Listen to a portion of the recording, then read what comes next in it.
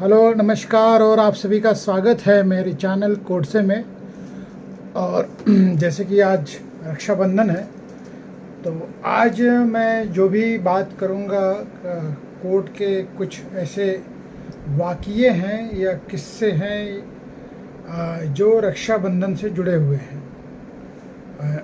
ज़्यादा नहीं जो कुछ चर्चित है, ऐसे कुछ वाक़ये जो रक्षाबंधन से जुड़े हैं उसी के बारे में बात करूंगा।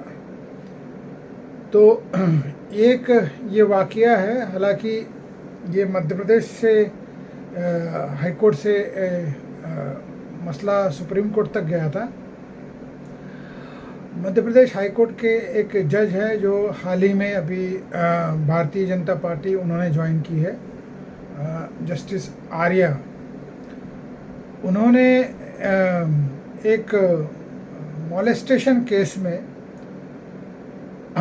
एक बेल की कंडीशन बेल ऑर्डर करते हुए एक कंडीशन, जो बेल में जो नॉर्मली जो कंडीशंस इम्पोज्ड होती है उसमें एक अजीबोगरीब कंडीशन उन्होंने डाल दिया था कि जो मॉलेस्टर था उसे ये डायरेक्शन दिया था कि वो जो विक्टिम है उसे राखी बांधेगा। अगर सच कहूँ तो बड़ा एब्सर्ड तरीके का ये कंडीशन था। और ये जो जस्टिस साहब है ये काफ़ी सोशल मीडिया में एक्टिव भी रहते थे और अभी उन्होंने एक पॉलिटिकल पार्टी ज्वाइन कर ली है। बहरहाल उस पर कोई कमेंट करना मुनासिब नहीं है क्योंकि उनका चॉइस है। लेकिन ये जो एब्सर्ड कंडीशन डाली थी, बेल कंडीशन, उसे बाद में सुप्रीम कोर्ट में चैलेंज किया गया। और जो कंडीशन थी कि भाई बेल की जो कंडीशन थी कि राखी बांधोगे और कुछ 11,000 रुपये की गिफ्ट वगैरह दोगे, इस तरह की वो कंडीशन थी। उसे बाद में जब चैलेंज किया गया, जस्टिस रविंद्र भट्ट जब उस वक्त जस्टिस थे, अभी तो रिटायर हो गए वो, जस्टिस खानविलकर की बेंच के सामने जब मसला आया तब उन्होंने इस पर काफ़ी तीखी टिप्पणी करते हुए इस तरह के कंडीशंस को सिर्फ और सिर्फ एब्सर्ड ही बताया और बहुत ही एक ऐसे कंडीशंस को पारित करने से पहले कोर्टों को सोचना चाहिए। इस तरह का उन्होंने एक हिदायतनुमा भी जाहिर किया, अपना एक्सप्रेशन किया कि इस तरह के कंडीशंस नहीं होने चाहिए। तो ये एक मसला जो है जो हाई कोर्ट से, मध्य प्रदेश हाई कोर्ट से सुप्रीम कोर्ट जाता है, जहाँ पे एक मॉलेस्टेशन के चार्ज में जो एक्यूज़ होता है वो अपनी बेल की अर्जी लगाता है हाई कोर्ट में, बेल उसे ग्रांट होती है और उसमें से एक कंडीशन होती है कि आप राखी बांधोगे विक्टिम को और 11,000 की उसको गिफ्ट दोगे। उसको ही चैलेंज करते हुए जब ये सुप्रीम कोर्ट पहुँचता है तो उस पर काफ़ी तीखी टिप्पणी की जाती है और ऑर्डर को कैंसिल कर दिया जाता है, उस कंडीशन को कैंसिल कर दिया जाता है।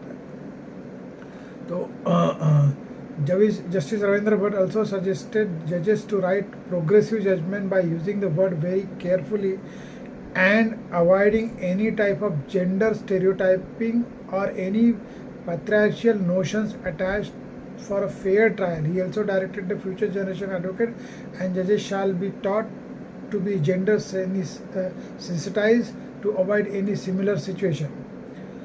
तो इस तरह का ये मसला था। और एक मसला जो है वो अगर जुड़ा है और इसे बताते हुए मुझे अजीब ही लग रहा है कि मैं किस तरह से इसे आप सभी के सामने में पेश करूं या इसके बारे में मैं जिक्र करूं, लेकिन क्योंकि ये अपने आप में बड़े शर्मिंदगी वाली बात थी कि इस तरह का वाक़या हुआ भी। हालांकि ऐसा कई वाक़यों में पाया गया है कि इस तरह का जो ऐसे इंसिडेंसेस काफ़ी हुए हैं जो इस तरह के जो अभी जो मैं सुनाने जा रहा हूँ उसके बारे में ऐसे सिमिलर इंसिडेंसेस हुए होंगे। बट ये जो गया मसला उड़ीसा हाई कोर्ट के सामने, तो ये जो अपने आप में काफ़ी पेनफुल था उस जज को ये डील करते हुए। और उन्होंने काफ़ी शॉक एक्सप्रेस किया ये मसला है जस्टिस एस.के. साहू का, उड़ीसा हाई कोर्ट के जज है, जिन्होंने एक ऐसे मसले में जहाँ पे जो एक्यूज था वो जो विक्टिम थी उसका भाई ही था। वो आप समझ जाओ मैं क्या कहने जा रहा हूँ। और उसको मतलब 21 साल की सज़ा उसे बरकरार रखी गई, जो उन्होंने अपहोल्ड किया। और काफ़ी पेनफुल एक्सप्रेशन था उनके जजमेंट में। इससे ज़्यादा मैं कुछ नहीं कह पाऊँगा, क्योंकि मुझे नहीं लगता कि इससे ज़्यादा इसके बारे में कुछ कहा भी जाए। ये it's ultimately a shameful act, I mean entirely shameful and breach of human relationship। तो वो एक बहुत ही पेनफुल मोमेंट रहा होगा उस जज के लिए, जब वो उस तरह का ऑर्डर पास कर रहा होगा, जहाँ पे एक ऐसे सेंसिटिव रिलेशनशिप के बारे में उन्होंने टिप्पणी की। और ये जो जजमेंट दिया वो उस दिन रक्षाबंधन था। ये और एक जो समय था, जो दिन था, वो रक्षाबंधन था। उससे वो काफ़ी वो मतलब जब लिख रहे थे जजमेंट को, जब वो प्रोनाउंस करे तो काफ़ी दिल से वो एकदम हताहित हो चुके थे कि इस तरह का वाक़या उनको सुनने में भी आया जस्टिस साहू का, उड़ीसा हाई कोर्ट का। और उस दिन रक्षाबंधन था। और एक ऐसा मसला है जहाँ पे एक वाक़या है जहाँ पे एक कंज्यूमर केस जो है वो लगभग 2007 से एक लेडी फाइट कर रही है। इंडिया पोस्ट जो अपना मतलब स्पीड पोस्ट या रजिस्टर्ड एडी वगैरह हम जो भेजते हैं, तो उसमें एक ऐसा मसला आया कि एक बहन जो है वो अपने भाई को राखी भेजती है और वो राखी उसे मिल नहीं पाती और वो राखी वापस आ जाती है। और वो जो बहन है वो बाकायदा कंज्यूमर फोरम में इंडिया पोस्ट को घसीट लेती है, जहाँ से अपना कंज्यूमर फोरम में उसे जो है पॉजिटिव वर्डिक्ट मिलता है, जिसे वो बाद में जाके इंडिया पोस्ट वाले उसे डिस्ट्रिक्ट फोरम में चैलेंज करते हैं। और ये पूरा मसला जो है 17 साल तक घसीटा जाता है। तो ये भी एक अपना वाक़या है जहाँ पे एक बहन जो है एक राखी भेजती है अपने भाई को, और वो ना मिलता है और उसे वापस रिटर्न किया जाता है अनडिलीवर्ड करके, यानी कि डिलीवरी फेल होने की वजह से, जबकि एड्रेस वगैरह सारे सही थे। और वो जो बहन है वो इंडिया पोस्ट को ही कोर्ट में घसीट लेती है।